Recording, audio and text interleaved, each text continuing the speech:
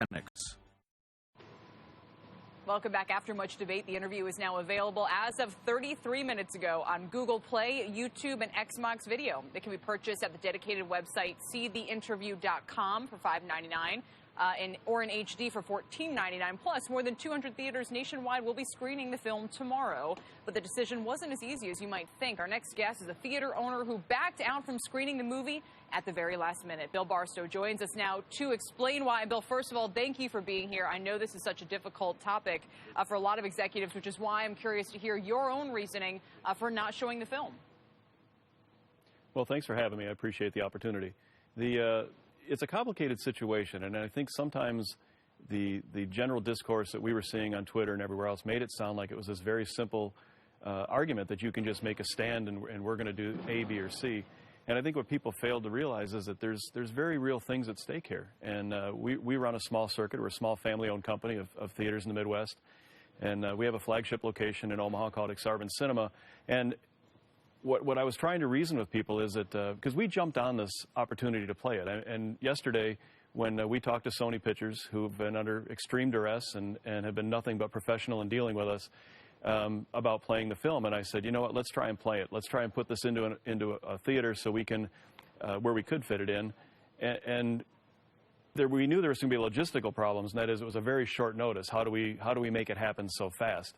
So we committed to it, and then we proceeded to visit between the family that owns the company, and we talked about it and said, wait a minute, are we making the right decision here? As much as we want to do this, are we serving our customers and our guests the best way possible? So, because what was your concern, Bill? Was it an outright attack? Was it the actual safety of the people who would come to watch this movie? Do you feel as though you'd be targeted?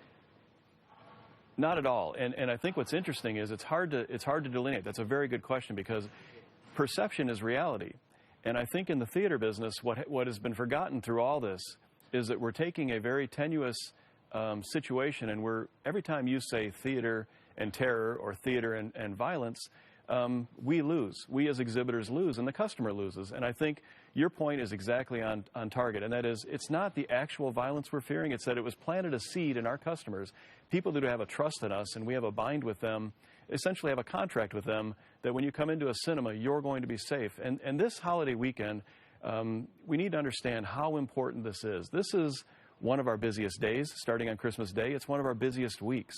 And I think we had to take a look and balance everything in. Again, it was not an easy, we don't have the luxury of making an easy decision. It was to say, how can we balance what everybody needs here? And so Bill, there are people in our markets. Go ahead. Sorry, it's Kate Kelly. Thank you for joining us. Number one, you were worried about people just feeling uncomfortable coming to your theater, even if you had no real fear of violence. And number two, you were worried potentially about a contagion effect, I'm guessing, on other pictures that you were showing on your screens as people worried about violence, even though, again, you thought it was extremely unlikely to result in anything real. Exactly. Is that what you're saying? In fact, you said that better. Yeah, you said that better than I could ever say it. And I think that is exactly it. So. Bill, bringing in the rest of the panel here, I think one of the issues at stake is just to what extent you feel as a business owner like you have to make one decision, and actually, if I could put it even this way, as a patriot, like you have the ability to show this movie as sort of making a stand, as an act of free speech, if you will. Do you guys feel, I'm turning to the panel here now, like that's an important ingredient into the decision to show this film here and for people's decision to go? Yeah, I mean, I think it is. I mean, I think if you show the film, and if there are people worried out there, and I'm not sure, I haven't run across anybody who's actually worried about North Koreans attacking in the theater. So this is really, I think that the odds of something happening are so low that if you're actually concerned, you don't have to go. But to take that choice away from people and say, no, we're just not going to show the movie because it's going to make some people uncomfortable. Those uncomfortable people, they can stay home, they can watch something on Netflix, but and let everybody else. That has to make a business decision, don't they? Bill, go ahead. Can I jump in there? Really valid point. And as far as being a patriot, you know, that's an easy target, and it's an easy shot at against us. And I think, but the reality is, we have to think of so many more variables. I served in the United States military for 8.5 years, and any inference that we are not patriotic or we don't, these are things that all have to be factored into our decisions. And that is a very simple argument you're making. But I would say that there are people who didn't bargain for this. I operate in markets where, again, it's not black and white, it's very gray. There are people who don't want any part of this.